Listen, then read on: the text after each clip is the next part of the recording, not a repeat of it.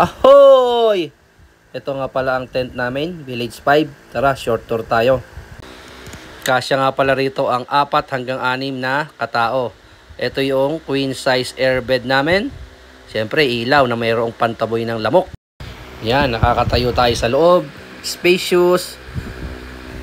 Maaliwalas kasi maraming bintana. Ito nga rin pala ang aming mini lamesa at mini pan. Ikutin naman natin yung paligid niya. Bali, ito yung side niya na pwede mo i-extend. Ito naman yung back na pwede pa rin maglagay ng awning. Yung mga side nga pala na yan ay pwede nating lagyan ng mga gamit natin. Tapos meron din siyang access sa loob. At sa labas syempre. Yun, sa aking review sa tent na to ay goods na goods.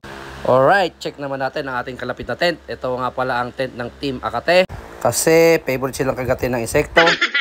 Camperia kasi may pangruletang ilaw. At ang Camp Kidzuna kasi favorite ng mga bata na maglaro dyan. Dumako naman tayo sa kampo ng mga artista. Ito nga pala ang kampo Batang Quiapo. Kasi nga walang kahilig-hilig tumakbo yung batang nakatira dyan. At ang kampo ni Mang Ambo. Mang Ambumbunan. Ang aming great photographer. Diyan po siya nakatira sa dark room.